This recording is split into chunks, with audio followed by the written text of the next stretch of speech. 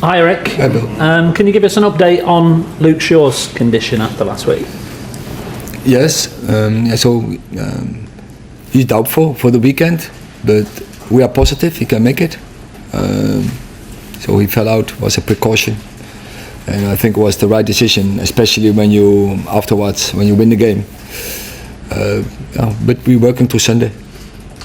What about the rest of the long-term injuries? Any of them closer to a return? First, Aaron Wan-Bissaka will take some weeks because he picked up another injury in the training last week, and then Mason Mount and Tyrone Malacia it will take some more weeks. Can I just ask you about Tyrone Malacia, Erik? I mean, he's had a very long period now out injured. We saw him a while ago on the pitches. What's the exact sort of situation with him? Has he had a significant setback, and when do you expect him to be able to play again? Yeah, he had setbacks during his rehab process. Takes too long. It's bad for him, bad for us. But now we turned the point, and it's positive. He will return soon on the pitch, and I don't think then it will take long before he's returning in the team training. Clearly you'll prepare the team for facing Luton on the pitch this weekend and talk about the different aspects of their approach, but have you spoken to the players, or have you had knowledge given to the players about the atmosphere, about the environment, because it's a very different experience, Premier League football at Kenilworth Road, than maybe anywhere else? Oh, is the pitch smaller or longer, or is no 11-11? Yeah. No referees are coming? Huh? No, all those aspects are the same. But no, we have to, of course, every ambience is different. That is what I want to say, and we have to deal with the circumstances. And it's about playing football 11 against 11 on the pitch with refs, and we have to make it our game. As usually, doesn't matter who you face. If you play the best or the worst, it doesn't matter, or in between, it doesn't matter. And we respect every opponent. Definitely, we are not in a position to underestimate any opponent, so we will not do. And we have to play our best because we have seen their performances are across the season very good, and especially the last weeks they are really improving. So I have a lot of respect for this team, and we have to play our best football.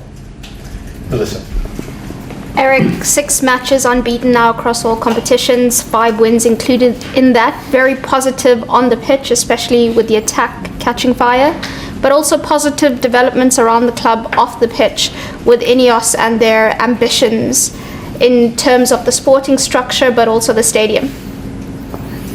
Yeah, you see, you feel that ambition.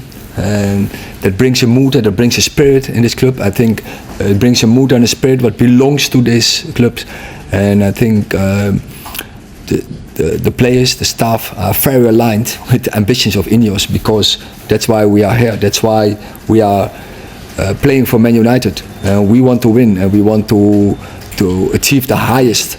So we are very aligned, and we have to make strategies, and we have to execute the strategies to prove the ambitions. Press Association. There's a lot of speculation about a new sporting director. I don't expect you to comment on individual names, but just in terms of the experience that you've had with sporting directors in your career, how you see your relationship with them and the decisions that are made. I think it's very important you are on one page. About football philosophy, about football tactics, about the profiles of the players, what you need in a team. So it's very important to have a very good communication, so that you get the right players. Because it's one of the most important factors to develop a good team, that you have the right players, and with the right players also the right characters. So that means you have to do a lot of work, and that you get aligned, and then it's a long process to get the right players in. I'm not aware of the fully your background, but have you been in a position where you've been in post and a sporting director has come in, and have you had any input into that or spoken to them before they've arrived? I've worked in several situations where sometimes I was alone in charge, sometimes I had a corporation. So yeah, I have dealt with several situations, but I think it's so specific, especially on the top, and also so intense with the number of games.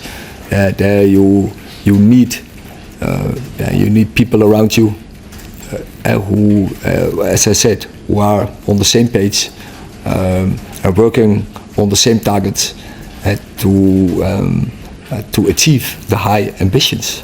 Would you expect to have any input into this appointment then?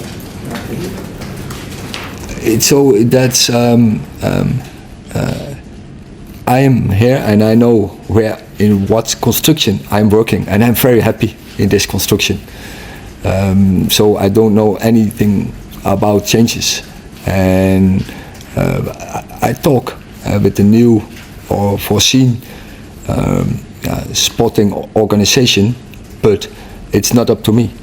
I'm working, and that is my focus point in this moment on this team. And yeah, we plan in this construction what we have now in the club, in this organization, for the future. So we have a look, and now we closed at the window in January. We are working on the plans for the summer. Neil. Can these positive moves off the pitch have a real effect on the actual players on the pitch? Do you sense a feel-good factor?